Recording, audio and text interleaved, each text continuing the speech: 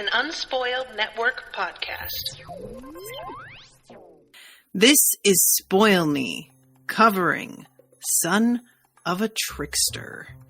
Chapters 1, 2, 3, and 4, brought to you by Robin S. In this episode, I am introduced to a strange little world, and I don't know what to make of most of it. This is all very, very new to me. Welcome to Spoil Me.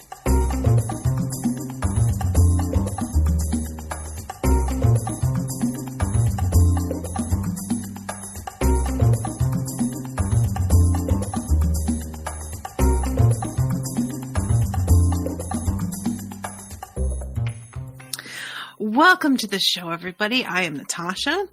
Many thanks to Robin for commissioning this. This is a really interesting start off to this book. It's got such a distinct tone to it. And I want to, and I think, Robin, are you here in the chat? Yes, Robin appears to be here.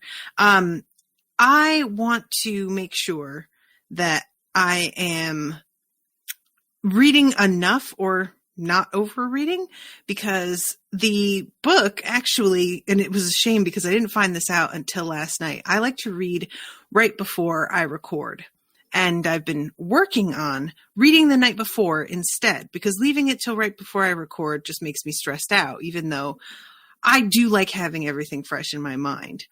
So last night I went to download the book and begin reading it, and it turns out this book does not come on Kindle.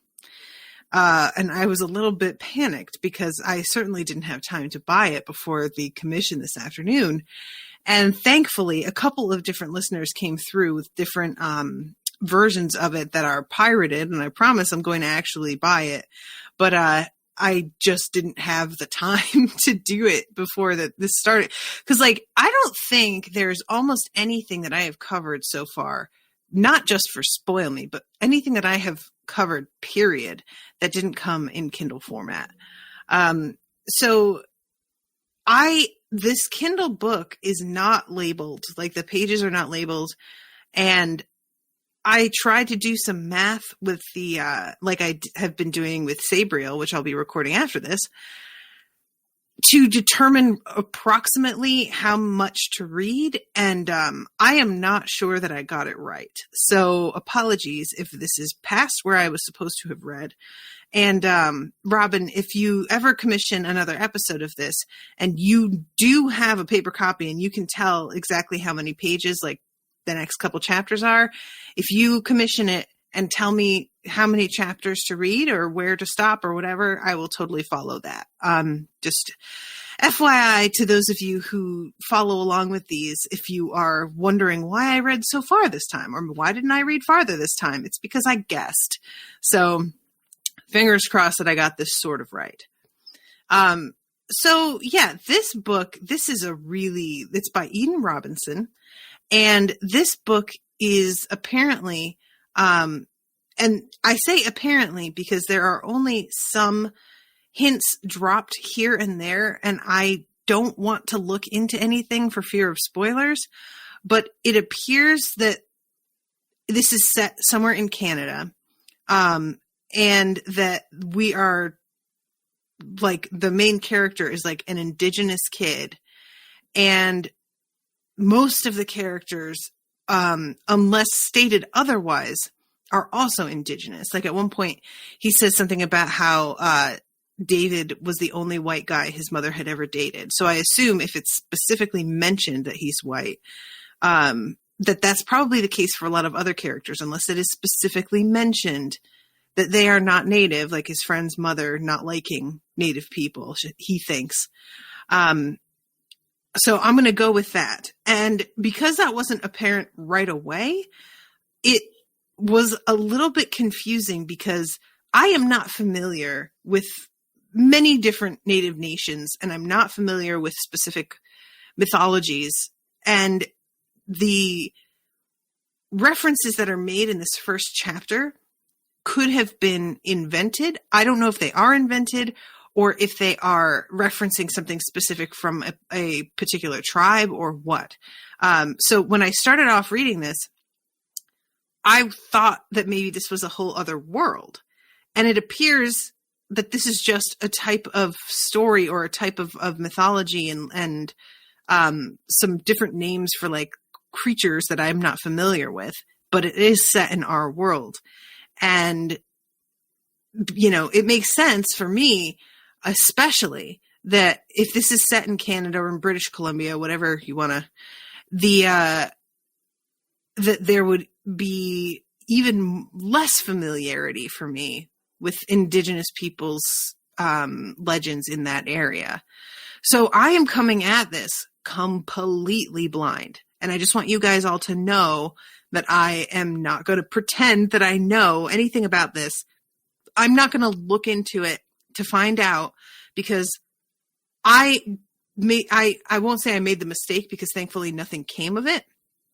But I thought that Weget was something that I might like maybe should know, and I Googled it, and immediately the title of this book and some articles about this book came up before there was any sort of like, you know, dictionary definition or anything. So I didn't dare click on anything, because I was like, well, maybe the author did make up this word, or the author could have just popularized it to such a degree that it's not actually going to it's going to show the book before anything else, because this is what brought words like this to the public consciousness, if that makes sense. There are certain works out there that I think did that, where it's like not exactly the writer didn't invent the thing, but they made it part of the common parlance. And so when you Google that thing, even though the author does not own it, they are so closely associated with it now that you really can't find out about one without the other. So anyway, all of that to say that if you guys have anything, any knowledge that is not a spoiler that you want to drop on me regarding where this is, like what tribe these people are part of, what kind of legends and myths they are referencing, anything like that, and specifically not a spoiler, please feel free to hit me up, because I'm covering Deadwood right now, and Deadwood has a lot of like people who really lived. They're doing, you know, a sort of a version of these people's life stories, and I have really found it interesting to have the person who commissioned the episode occasionally hit me up with emails full of links to stories about these people that I have trusted so far, and it seems to be fine, that those are spoiler free and just information that might add interest or a little bit of background or just be fun to know. So yeah, if y'all have anything like that to offer in regard to anything that's going on in this book, I am wide open and very interested, and I would like to know more. All right. So with all that said, this first chapter really sets a tone. And I would like to register my delight at how much swearing is in this book so far. It is wonderful, and I find it hilarious. Swearing is one of those things that, like, I find to be really funny if done properly, but I feel like a lot of people overdo or don't handle quite well. Using swears is like comedy in its way, I think, where you need to get the timing exactly right. And especially if you're trying to deliver a specific joke. And a lot of times it's not done well. And people lean on it as a crutch, as if just swearing is going to go ahead and make something funny. And that's not actually the case a lot of the time. But I feel like this author really understands how and when to use it to maximum effect. Oh, Robin's here in the chat. Robin says the author, Eden Robinson, is Haisla and Hiltsuk, as is the main character in the book. Weegit is also sometimes spelled widget, which is, for those not in the chat, Wiigit, and is the Haida name for raven. Oh, okay, cool. Yeah, and Haisla and Heltsuk. So that's interesting. I don't know anything about either one of those. Like, and this is a problem. You know, we have so much knowledge about Europe, but Jesus Christ, if we know anything about the people that lived in this country before us. And it's just so disappointing that we're not taught anything like this. Oh, Robin says great pronunciations. Oh, good. I was just totally like hoping for the best and just going for it. Cool. All right. So I'm going to read you guys this like first like 3 paragraphs because this is so weird and I'm fascinated by it. Okay. Chapter 1, Nanas I Have Loved. His tiny, tightly permed maternal grandmother, Anita Moody, had never liked him. As far back as Jared could remember, she'd watched him suspiciously with her clear black eyes. She never let him come closer than an arm's length from her, making him sit on the ratty blue couch while she sat in the kitchen of her small house near the Bella Bella band store. Once, when she was chatting with someone, she stopped when she noticed him, tensing as if she expected him to go haywire. "We get," she'd say if his parents left them alone. "If you hurt her, I will kill you and bury you where no one can resurrect you. Get, you dirty dog's arse." "I'm Jared," he'd said. "Trickster," she'd said. "You still smell like lightning." She was a cuddly grandma with his cousins, sitting them at the kitchen table and giving them popcorn balls, homemade fudge, and caramel apples. She knitted mittens with their names embroidered on the back. The last birthday present she'd given him was a jar of blood with little animal teeth rolling around the bottom. "Fucking cuntosaurus," his mom had said, snatching it from him. "She doesn't believe me, does she? No faith. None." "Jared, buddy, this isn't about you," his dad had said. "She doesn't like me," Jared said. "She doesn't mean it," his dad said. His mother spat. "Sonny boy, it's got nothing to do with you and everything to do with what a fuck-up she thinks I am." "She'd never hurt you," his dad said. "Because I will fuck her up one side and down the other if she lays a single finger on you," his mom said. "I will fuck her up good." Well then, first of all, I find his mother delightful, even though she is a disaster. Like, his mother seems like a mess, but like the kind of mess that's genuinely trying to do their best, not the kind of mess that's like, who gives a fuck? We'll figure it out. She genuinely really seems like aware and trying. It's just things are a mess. And sometimes life be like that. Her father, or his father, Jared's father, is out of the picture really suddenly once we go into the next chapter. And I don't know what to make of exactly what happened there. We don't actually get the information about that yet. So I expect that will be revealed at one point, because what the way this book is structured so far is we're kind of like, we have this intro. Jared's like around 4 years old here. Then when he's 5, they're talking about moving. And we jump ahead to when he's a teenager later. And they have to put his dog down. Baby killer. It's what they call the dog. And then we jump back again and we find out exactly like how this dog came to be part of his life. And that's when we find out that his father is not part of his life anymore. His mother is seeing some new guy, that she has been seeing various other guys.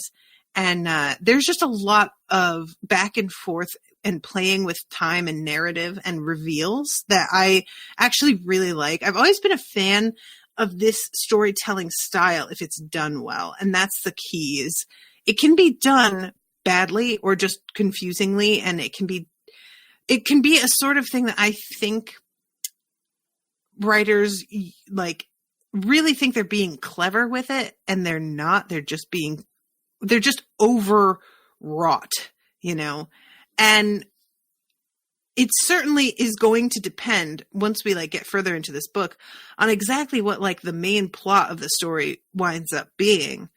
But for right now, I feel like these little vignettes from his life work being presented this way because of how wild they are, really, honestly, is what I think makes it work. It's so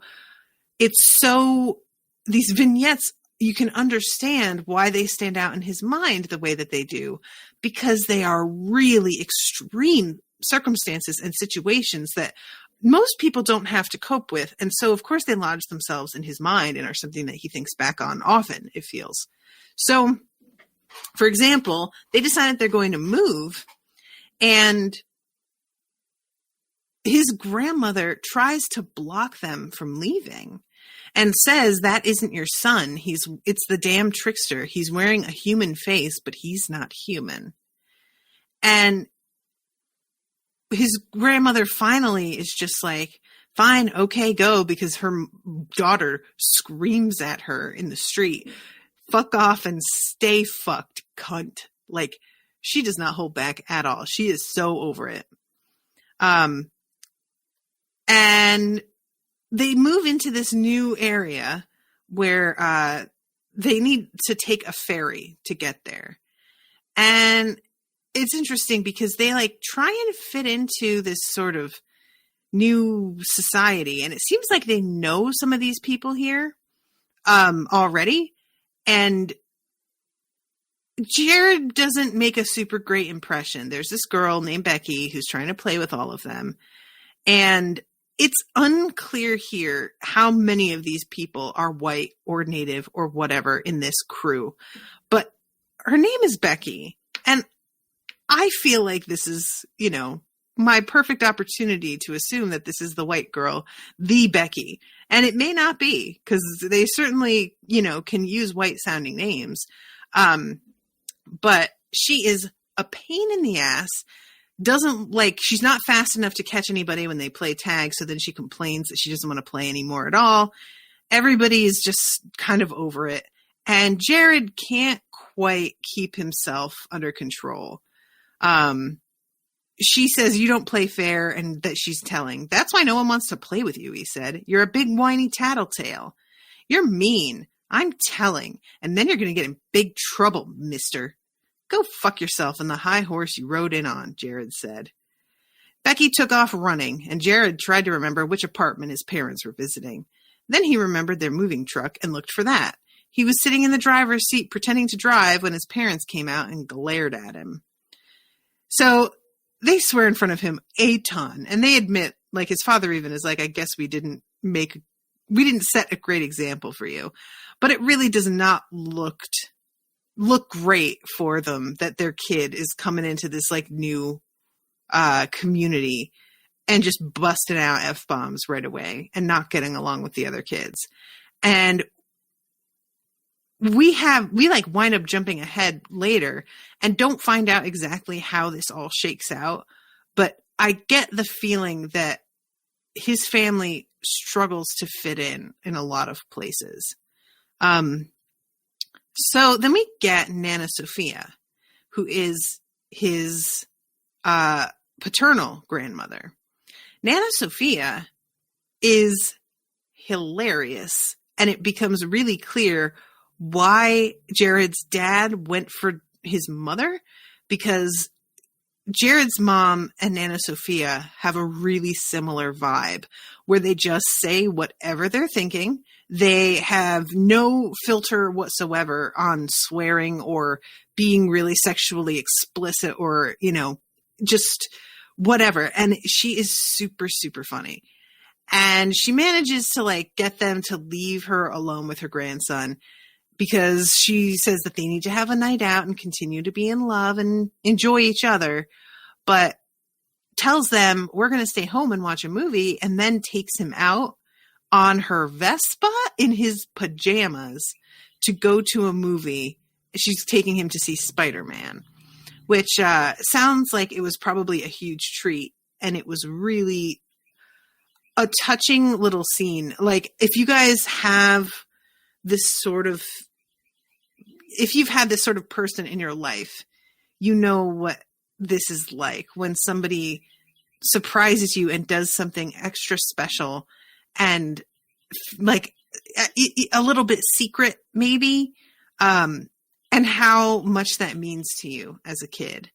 So I just really, really liked the whole way that this all went down, and especially foiled against the first Nana that we're introduced to, and how friggin' awful she is. So he's talking about his other grandmother with her. Granny Nita thinks I'm Weeget, Jared said. She would. That trickster's been a huge dink to your mom's family for generations, Nana Sophia said. Really? Jared said. Can I tell you a secret? Will you promise to never, ever tell anyone? Hope to die, stick a needle in your eye? Jared nodded. I promise. I had a test done when you were born. You are part Namyis, I don't know how you say that, part Hiltsuk, and all trouble. What kind of test? A DNA test. A lab geek looked at the tiny, tiny bits that make you and the tiny, tiny bits that make your dad and your mom. Did you think I was Weeget? Nana Sophia pursed her lips. Did you know you're named after your grandfather, Benny? Oh, I loved your pop-pop so much. It was like my heart got buried with him. Then you came along. I was afraid you were too good to be true. Your mama is so pretty, and so many boys wanted to be with her. But she loves Daddy. She does, she said. Nana Sophia kissed him. And I love you, and I would never hurt you. But if you weren't Phillips and your mama tried to pass you off as his, I'd have slit her throat and left her in a ditch to die like a dog. Woo! All right, Grandma. Good God. So yeah, she's like, no, I didn't get you tested because I thought you were a supernatural being. I got you tested because your mom's a big whore. It's like the subtext here. Good Lord, woman. But yeah, it just doesn't seem like the foundations for Jared's childhood and home life are super solid. And it's weird how much his grandma seems to like her. And, she says she's so pretty and so many men wanted to be with her. So I shouldn't assign the language that I just used to her assumption because she isn't even that judgy in the way that she talks about his mother. More just like, well, she had a lot of opportunity to sleep with a lot of guys and she might have done it. And there's, it's more about the judgment of lying to my son than it is the judgment of maybe she was sleeping with a bunch of other people. So in that respect, I'm kind of like, well, respect, Granny. Okay. So Jared writes to his other grandma and tells her about the science test. My daddy is Phillips. She said you can ask her for the test. I am not a trickster. After a few weeks, he found an envelope in their mail with her careful, curly printing. He hid it underneath his mattress, scared to see what she had written. Late one night, he couldn't stand not knowing anymore. Dear Jared, Sophia is Halite. She would know if you were a trickster without a science test. If Weeget visits you, be careful. He does mean things because he thinks he's funny. When I'm angry, I say bad things.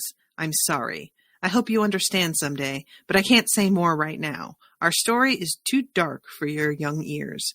Until then, stay safe. You and your mother are in my prayers every night, Anita Moody. So that's the end of that chapter.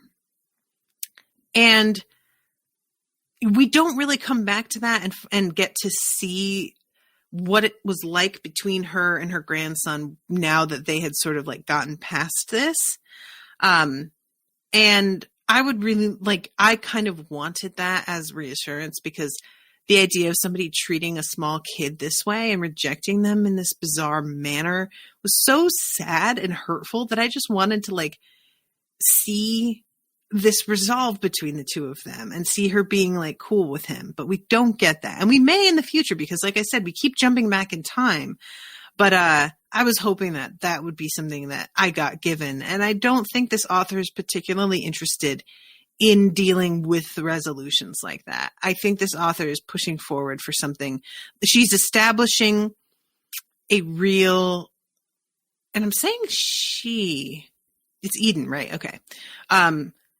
But I think that she is really trying to lay some groundwork here. And resolutions are not necessary right now. We don't need to worry about that. But I still want them. So chapter 2 is it's 3 short paragraphs, all in italics. And its title is Simultaneosity.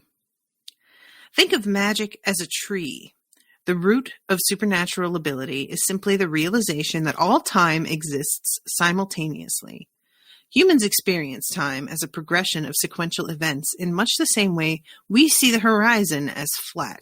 Our reality is shaped by our limitations.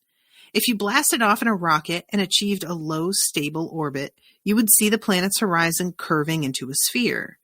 But how, you may be wondering, can you blast yourself out of time? We don't know how to build those machines yet. Close your eyes. Concentrate on your breath. Remember that you are not always earthbound. Every living creature, every drop of water, and every somber mountain is the byblow of some bloated, dying star. Deep down, we remember wriggling through the universe as beams of light. That is opaque. Like, I don't know what that has to do with anything, but all right, I am on board. Let's do this. So, Chapter 3. This is when we start off with Jared having to put his dog down. And it's a weird story. So he is really struggling with this, and he's struggling more because he didn't even realize how much he cared about this dog. And I have definitely had that. Like, there have been a couple of pets that were brought into my life by accident or because one of my parents wanted them. And it wasn't until something happened or they ran away or something like that that I really realized maybe not how much I loved them, but at least how much a part of the family they were, if that makes sense. And this is much more that he loved this dog and that this is a personal companion of his that he got used to, because Jared does seem like a lonely kid. He's got some friends, but they don't really seem to get him. He's sort of apart from them in ways that it's a shame, because the way that he is set apart from them are all because of decisions that his friends made. They're not circumstantial differences. They're things that I feel like have been a distinct choice at times, and they're blaming him for not making the same bad choices that they made. And I hate that kind of situation. I have been friends with more than one person who was in a sort of situation like that, where they had friends and they felt like the loser because they weren't as big a loser as their friends. And I remember as a kid who I enjoyed rules and I enjoyed having the approval of authority figures, wanting to do badly to get the respect of nobodies, which is what I thought of my peers as nobodies, was a foreign concept. I just didn't understand it. But when I see what situation Jared is in, I could kind of understand it a little bit better. If you don't have authority figures in your life that you trust, their approval would not mean that much to you. And that's really going to be part of the disconnect there, right? And I don't want to say that Jared doesn't respect his mom, but I think he is woken earlier in life to the reality that his parents are very fallible a lot sooner than many kids are. Some of us get that a bit sooner than others, depending on who our parents are. And that you can handle that in a myriad of ways. And he is sort of handling it by trying to straddle that line of respecting that this is my mom and she's still my mom and still in charge, but also hedging bets against what his mother is trying to do, because things often go wrong. I'm going to read this next little piece. This is when we jump back after we learn that his dog is about to be put down. A few years earlier, Jared's mom had been dating a rebound guy nicknamed Death Threat. Yeah. Who'd left Kitimat and suddenly pushed out by a biker gang that moved to town at the start of the oil and gas boom. Who'd left Kitimat suddenly pushed out by a biker gang. The gang had announced their intentions with a series of violent home invasions of the local drug dealing community. Death had left a trail of debts that one guy in particular expected his mom to pay. The guy dropped by the North Star when it was her shift and then left freaky-ass messages on their machine. One morning, he'd pinned a note to their front door with a buck knife. So this is not a normal situation for a child to be growing up in. And specifically, the fact that his mother is expected to like pick up this debt, there's a sort of understanding here that, you know, the gang had announced their intentions with a series of violent home invasions of the local drug dealing community. So we are introduced right here to the idea that his mother was involved with a dealer. And this could go a couple ways, because you can be married to or dating a dealer and not really be involved in their day to day. And that's not to say that, like, you know, I'm not claiming that his mother wouldn't have known anything. I'm just saying her actual involvement is still up to be found out, right? You know, my father used to deal coke when I was a kid, and my mother really had nothing to do with that at all. She knew it was going on, and that was about the extent of it. And his mother, it seems, she is going to be carrying on because this is how they made this is their income, you know? So just quitting doesn't seem to actually be an option here for her. His mother, meanwhile, is watching over him like a hawk because she is expecting that this gang is going to try and get at her through her son. So she's sort of being overprotective and following him places and watching over him all the time. And it says she'd had a tight circle of friends before she and his dad got divorced, but they'd all moved away when Eurocan shut down. His parents used to have something going on every weekend. Barbecues or hockey parties or campground parties, and the kids would watch movies in the basement or in someone's SUV, and the parents would get increasingly loud and sloshed upstairs or in the backyard or around the campfire. Now they were struggling to make the mortgage, and their fridge was filled with scraps from her job at the North Star. They had a 4-bedroom house, but when they were alone, it felt like a 1-room shack. She'd talk to him through the door when he was on the can. The red glow of her cigarette was his nightlight as she sat beside his bed in the darkness. He smelled her Craven M's in his dreams. I guess that's the name of the type of cigarette she smoked. It's a name I've never heard before. A trail of her texts followed him through his day. Death threat had been a temporary break from her 100% attention.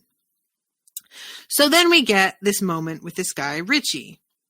And Richie is coming at Jared with 2 pit bulls. Dogs that are trained to attack, clearly. One of them comes at Jared and he throws his backpack at it, and the dog goes after the backpack. The other is still coming at him. His mother kills the one that's got his backpack. Runs over it with her car completely brutally. I would like to register my frustration with the fact that this poor dog had to take the brunt of her rage here. I am totally understanding that this dog was probably about to rip her kid to pieces. I'm not even like trying to blame her. I am just really, it's just such an unfair situation. Do you know what I mean? I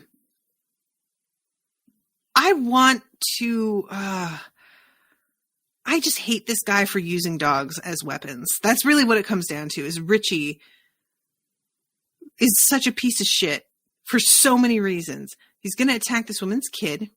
He's using dogs as weapons to do it. And then later on is like really disappointed that the remaining dog is a sweetie pie who does not want to rip people's throats out. And this is such a gory moment. As her tires spun, blood sprayed the snow and steamed in clots. His mom rolled down the driver's window. "Kindly leave my boy alone," she said. Richie stared at her like she'd surprised him with a lovely present. What? His mom backed up, holding Richie's gaze. She revved the engine. This is grown-up business, wouldn't you say? Something that should be kept between a man and a woman. Yeah, Richie agreed. They smiled at each other. Passing cars slowed to gawk. So I am assuming, Richie stared at her like she'd surprised him with a lovely present. Is his reaction because she is gorgeous and he never realized or expected that? So when she says this is grown-up business that should be kept between a man and a woman, it's her basically being like, I think we can come to some sort of arrangement. So basically, Jared's mom is forced to be with this guy as a means of protecting herself, which is such a shitty situation. I hate it. I'm so bummed.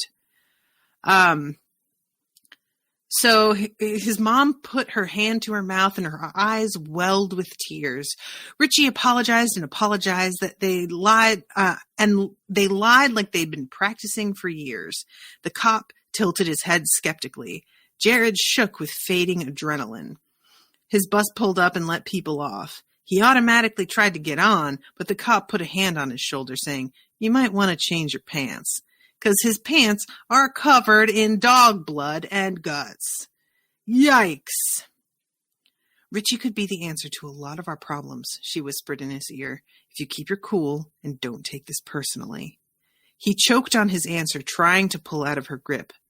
I'd kill and die for you, Jellybean, she said. Don't ever forget that. Which, she means it because she's willing to be with this guy, Richie, who seems like human garbage. I mean, this is the kind of sacrifice that a woman would have to make for her kid.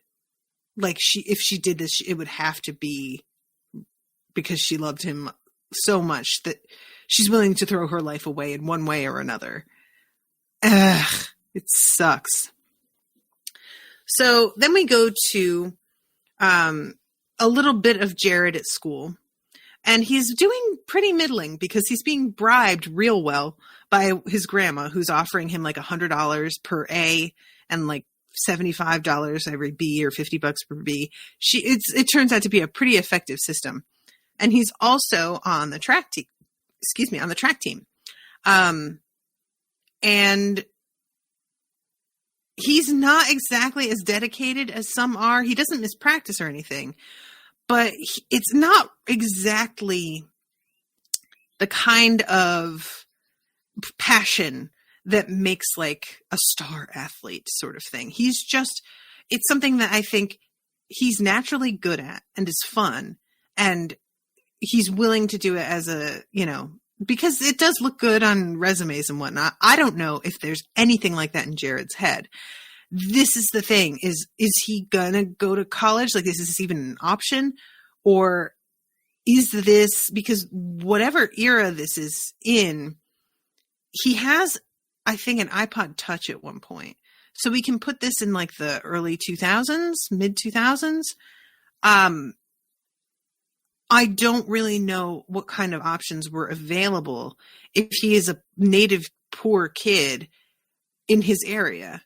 So is what he wants to do after high school even on his mind at all? Or is he just trying to get through this, So this guy Dylan comes up to him and wants to buy off him. And he's like, it's not me, it's my mom. And the dude gets really pushy and really just treats him like the fact that he's saying he's not the one holding is a personal insult to him somehow. It's weird. But Jared, it turns out later, he was selling on his own, we find out, and his mother is pissed about it. We will get back to that in a moment, but his mother comes downstairs with him after baby is put down, and they're going to bury the dog, but the dog right now is still in the truck, the bed of the truck. And his mother, it turns out that they have had to rent out separate rooms in the house. So he moved into the basement to sort of be away from everybody and to be away from Richie. But it's a kind of garbage situation. Like, there's a wall that was built in the basement to section off his area from the area where people come to do laundry. But it's still like, not a huge amount of privacy. It's just kind of depressing. And his mother asks him to move back upstairs, but he's really not interested. He doesn't want to be around Richie, just spend the night upstairs, she said. Yeah, Richie would be thrilled if he was booted to the couch so his mom could cuddle her giant-ass crybaby, and the tenants would never let him hear the end of it. I'm okay. Mom, I'm good. They finished the 6-pack. His mom went upstairs and got a bottle of vodka, and they did shots. Yikes, man. Like, I can't imagine having that kind of relationship with my parents as a teenager. Nowadays, fine. My mom's in recovery, so we wouldn't drink, but we did at one time. But as a young kid, this is just too friend-like. I really think that barrier between like parents and children is important. And when that starts to get this like blurred, it leads to not great things. It feels in some ways like Jared's trying to take care of his mom as much as he's not actually doing that. He's not like, we don't hear, for example, of him stepping between Richie and his mom to protect her in that way, or him getting a job and earning money in order to like make money to keep her from having to do this. It's not that kind of thing. It's more like he's trying to shield his mom from having to deal with anything to do with his own like issues, because he feels like she's already got enough to deal with. Does that make sense? So he's trying to like hide things from her a little bit. Okay, so chapter 4. 1 week after they put baby down, Jared lay in bed and considered not getting up. He'd thrown out baby's food, her food dishes, and all her toys, except her squeaky squirrel, which he kept hidden under his bed. The spot on the couch where she used to sleep was empty, but hanging out alone in the basement wasn't any better than school, and he had an essay he had to turn in. So I like this, that he's like motivated enough by school and everything that makes him get out of bed. It feels like there's at least something that he feels some sort of obligation to that directly impacts his future. So thank goodness. And he's up there pouring cereal. He's out of his own cereal downstairs. So he goes up, and this is the other thing. Like, he's got a hot plate and a little mini fridge and stuff in his basement. Like, clearly his food and his parents' food are very separate things. Like, the way that it's almost like he's been abandoned, but like just shy of it. He is being left to sort of fend for himself in a way. So his mom tackles him, and there is cereal everywhere because he has this full bowl when she comes at him. And Richie comes over, and he sees that his cereal is all over the floor and is really angry. And Richie says, "I don't eat your cereal," Richie said to him. "You're not eating anything if you don't shut it," she said. "Ew," Jared said. "Mom, total overshare." She smirked. The guys laughed. Richie gave him a death stare. If they were alone, Jared had no doubt he'd have a face full of fists. Well, that fucking sucks. Man, I don't want this. I don't want this for Jared. I want him to get the fuck out of this house, to be honest. I understand that his mother is doing the best she can. Allegedly. I mean, as far as I know. But he needs to get out of here, man. Like, Jesus. So there's this couple that live nearby named the Jackses. Mrs. Jax and her husband, Mr. Jax. Mr. Jax has Alzheimer's or something that's affecting his memory, so he keeps forgetting he's retired. He keeps forgetting they don't have a car anymore. And Jared goes over there and does a bunch of like yard work and, snow shoveling and all kinds of crap for them. And they pay him and feed him. And the feed is the real big thing. Like, they feed him enormous piles of rich food. And that kind of makes up for the fact that he's not really being taken care of at home. They sat in the breakfast nook. She gave Jared a bowl of moose stew with liver dumplings. He liked her potato soup better, but he was starved and the stew was hot. And after stew, they ate moose sausages and boiled potatoes with a side of sauerkraut. Has anybody here eaten moose before? I would be very interested. I wonder what it's like. And the fact that there's moose, she says something later about making moose nose stew, which he doesn't know for sure if it's a joke. But the fact that they had moose stew with moose liver dumplings, I feel like this means that they killed it and they're using all of the parts.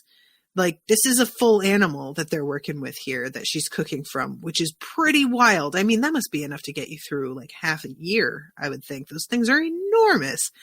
Oh, Robin says she has. Robin, what is moose like? Is it gamey like goat or something like that? I would imagine it is, but I don't really have any reason to think that now that I stop and think about it. I guess I'm assuming that it's sort of gamey the way that deer is, but it's so large.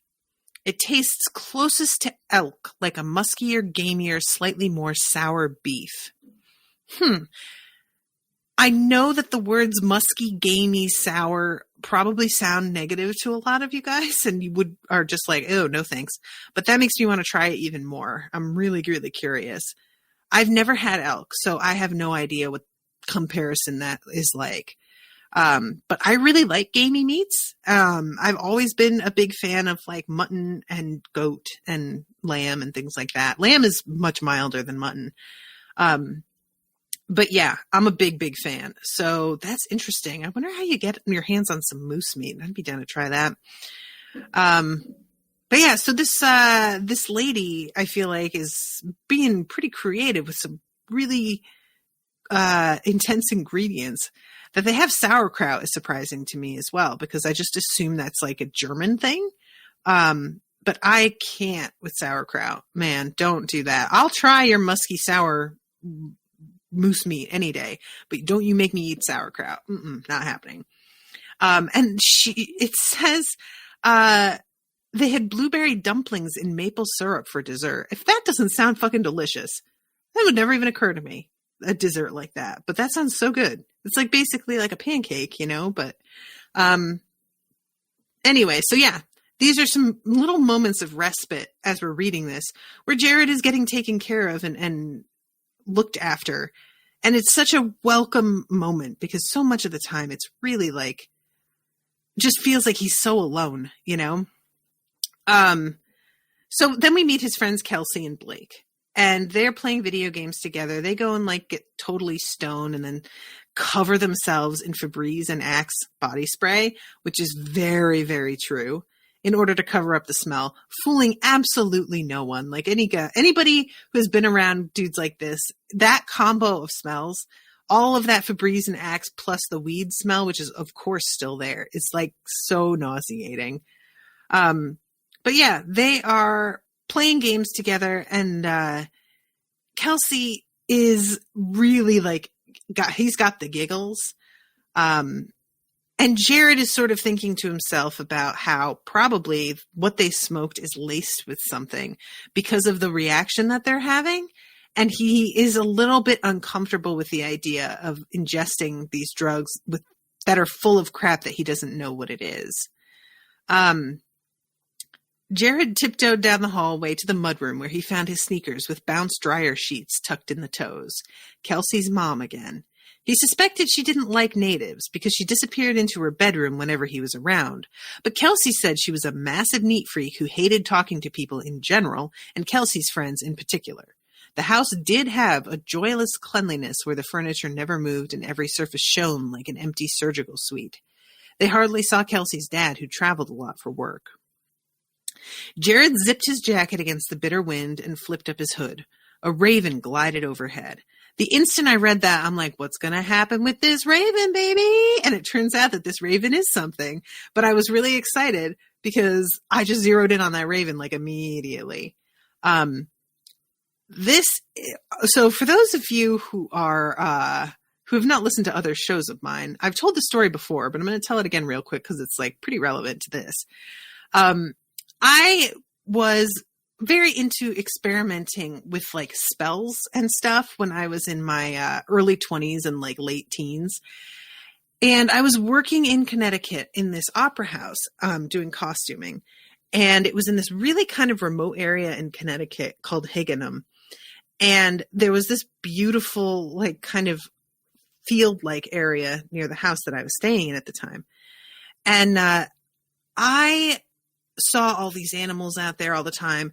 And at one point I started wondering about the idea of a quote spirit animal. And I know that this is appropriation. I did not know this at the time, so forgive me, everybody. But this was something that I liked the idea of, and there was a spell that you were supposed to do that would reveal what your spirit animal was to you. And it was pretty involved. And took like some meditation and some like daily things that you had to do over and over again. But I did it faithfully. And it's one of the only times that I did a spell like that properly. But I was very curious. So I came home from work that day and there was a raven in our yard. And I was like, oh, that's wild. I've never seen a raven here before. And I went in and had lunch and came out again because I worked right next to where I lived. And there were like 4 ravens in the yard. And I was like, I have never seen ravens around here. And there's so many. What is that about?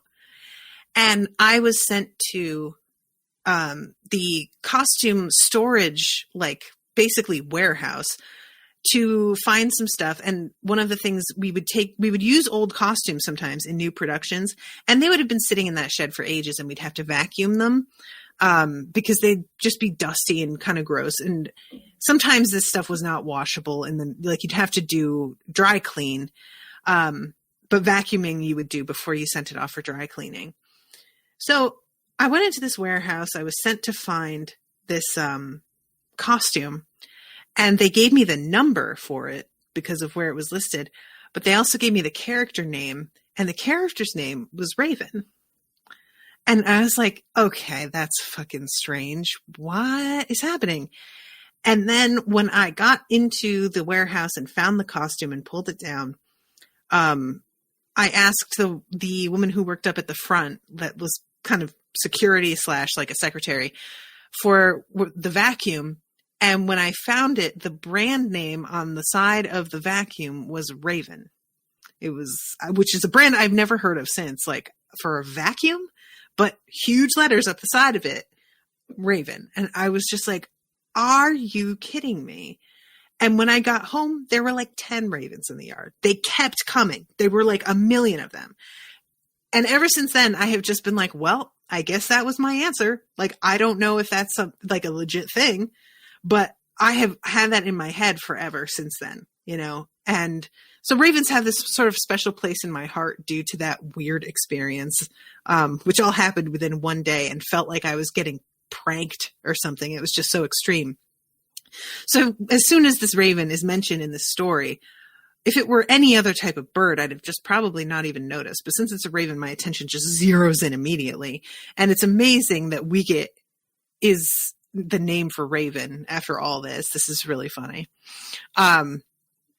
So Blake and Kelsey had been ragging him about being a suck-up nerd, and it was true that Jared had gotten some average grades, but only because Nana had set up an academic extortion fund, which I love that name. So Jared is, he goes into the little shop to get some snacks because he's got the munchies. And he runs into David, who seems like a serial killer. Am I wrong? David seems really, really scary. They apparently have a restraining order on him. And considering how fucking crazy Richie is, for his mother to get a restraining order on the guy feels like it had to have been very serious.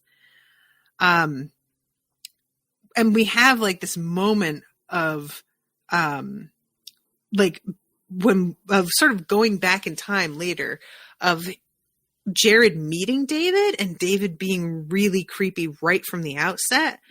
And I just don't care for this at all. And I'm very curious what's going on with that. Jared is scared enough about David being here that he hides in the bathroom at the mall until the mall's closing so that he doesn't have to wait for him. And he's just really worried because he's like listening through, but he can't hear. He can't tell if David has left or not, or if he's just waiting for him out there. So this is when the raven shows up. A raven landed on the sidewalk in front of him, black and ominous. It cocked its head, studying him. Jared liked crows because they were small and goofy.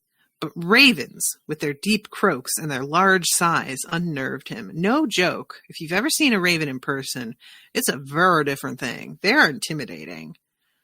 FYI, the raven said, advertisers lie to get you to buy their product. If you coat yourself in Axe body spray, girls aren't going to pull your clothes off. They're going to hold their noses and back away. Holy crap, Jared thought. I am still way more stoned than I thought. The raven hopped closer. So do everyone a favor and stop bathing in it, okay? Okay, Jared said. Don't worry about David, the raven said. Your mom and Richie paid him a visit. They put the fear of God in him, so he's moving soon. He is pissed, but he knows if he touches you again, your mom will skin him alive, in the most literal way possible. Good to know, Jared said. Seriously, I'm getting a headache from your Axe fumes. You're pretty judgy for a pot hallucination. Ah, well, that explains things, the raven said. Don't tell anyone I talk to you, okay? I have enemies, and I don't want you to be any more of a target than you already are. You got it, Jared said, wondering how he could be a target for anybody but his mom's crazy ex. The raven flapped off, and Jared sniffed himself, then coughed. Maybe his own headache was cologne-induced, and the pot must have had a good dose of LSD. Well, that's one explanation. I am super, super curious about this. What is up, man? Then we go to him meeting David the first time. Hey, slugger, David had said, handing him a catcher's mitt. Hi, Dave, Jared had said. It's David. His mouth had kept smiling, but his eyes had stopped. David had knelt down to show him how he could balance a baseball on the tips of his fingers. Jared had flinched. David's taking us out for dinner, his mom had said. Isn't that nice? Anywhere you want, David had said, tossing the ball in the air and catching it behind his back. His mom had dressed in her Sunday best blouse, hair neatly wrapped in a ponytail, her toothy smile, her eager laugh, bending, aching to please. Jared hadn't liked David. David had pretended to like him. They had all pretended they were happy until the bitter, bitter end. So, the fact that she's specifically protecting her son from him means that either he beat the hell out of Jared, maybe molested him or something. Otherwise, in any sense, he was obviously the target of David's creepiness. Not a fan of this. Ugh. And the fact that he's a white guy, thank God she's got Richie in a way, because who else is she going to depend on to defend her native son from some white dude, you know, like, that's when you got to take the law into your own hands, because fucking the way shit works is not going to work for you. So this is this weird, he goes and helps Mrs. Jax shoveling the snow out of her driveway, yada, yada, yada. He goes home, and the tenants that they're renting their rooms for are all having beers and hanging around and talking. And there's an earthquake. And this is apparently common enough that they all just like kind of shrug it off just for a momentary, like, oh shit. But it's over really, really quickly. And there's a little bit of weirdness here with Richie, who calls Jared useless, like as his quote nickname, which is really fucked up. And he's downstairs later after these guys take off because he's not staying up there to drink with Richie. His mom knocked on the outside basement door. She unlocked it, came down the stairs, and sat beside him. She says, someone asked Richie if he could put in a good word with you. They wanted cookies. Jared put the game back on. His mom reached around and unplugged the TV. I do a batch of cookies now and then. She stared at him, eyes narrowing. And you decided you didn't want to cut me in because, Mom, it's me and a couple of friends. I didn't think you and Richie wanted to deal with lunch money level shit. But someone's got a big mouth, she said, and you're going to get jumped and beat to hell. Sweetie, this can go wrong in all kinds of craptastic ways. I'm careful. Not careful enough. If you're going to keep doing your little bake sales, we should get you out on the range. Mom, Jesus fucking Christ, don't mom me, genius. You can't fight worth shit and you weigh 80 pounds soaking wet. Don't fucking argue with me, because I'm not in the mood. Richie was pissed, huh? You really are too smart for your own good. Sorry.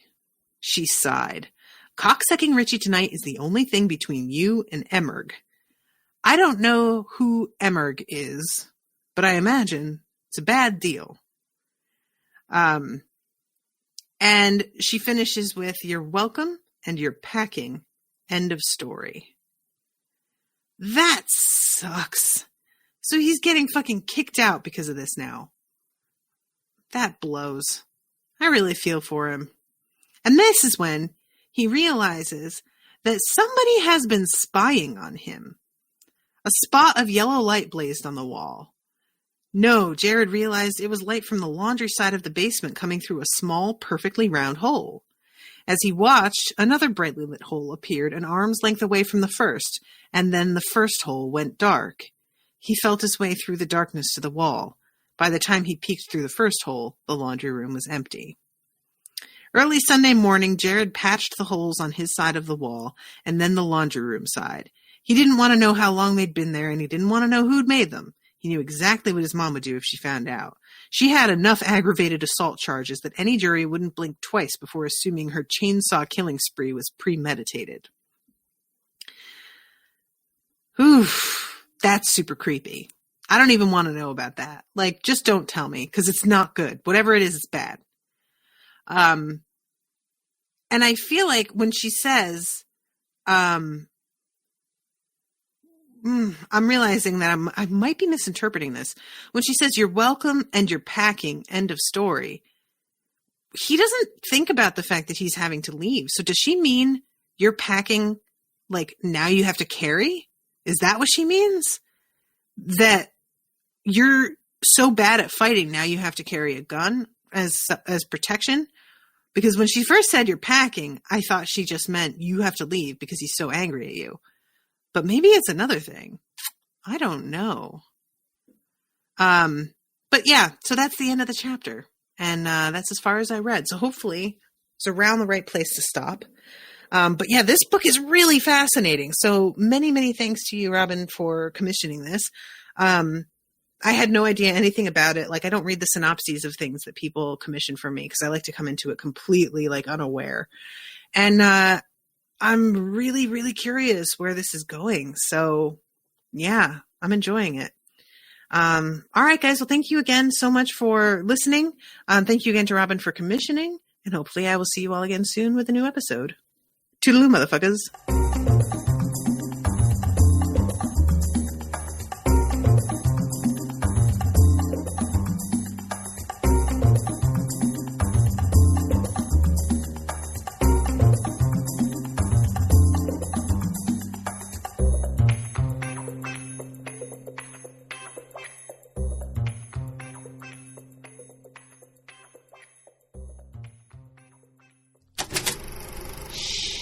That was an Unspoiled Network podcast.